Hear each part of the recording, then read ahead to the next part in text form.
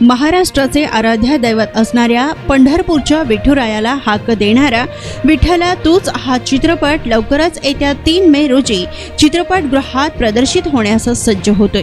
YG production निर्मित विठ्ठला तूच हा चित्रपट संपूर्ण महाराष्ट्र प्रदेशात प्रदर्शित होत असून या चित्रपटात मुख्य नायकाच्या भूमिकेत योगेश जम्मा तर प्रमुख नायिकेच्या भूमिकेत उषा बिबे ही अभिनेत्री झळकणार आहे।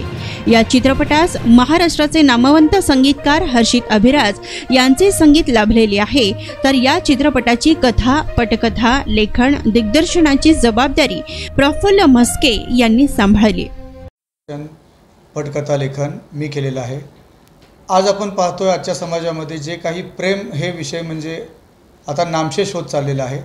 एक क्षणिक सुख हेच प्रेम आताच्या पिढीला वाटत आहे, पण तसं नाही आहे। प्रेमाचा अर्थ त्याग आणि त्यागाशिवाय प्रेम नसतंच। तर या चित्रपटातून आशेघन अशी स्टोरी आहे जी खूप डीप जाते। तुम्हाला अंतर्मुख जे कोणी प्रेक्षक ही फिल्म पाहिल तो अंतर्मुख होऊन हा चित्रपट पाहिल, कारण खूप छान अशी स्टोरी आहे। जास्त काही सांगणं योग्य ठरणार नाही, तुम्ही ज्यावेळेस पाहाल त्यावेळेस तुमच्या हे लक्षात येईलच। आणि सगळ्यात महत्त्वाचं म्हणजे प्रभू श्री राम 14 वर्षाचा वनवास, त्यावेळेचे ते अयोध्येचे राजे होते। तर जो माणूस त्याला आपण जगाचे राजे म्हणतो त्या माणसाला 14 वर्षाचा वनवास सहन करावा लागला। तर तुम्ही आम्ही कोण, तर हा चित्रपट त्याच पृष्ठभूमीवरती निर्माण केला गेलेला आहे। जो कोणी नायक असेल तो आधुनिक श्रीराम, आधुनिक काळातला श्रीराम कसा असेल तर त्यातून तुम्हाला ते दिसेल।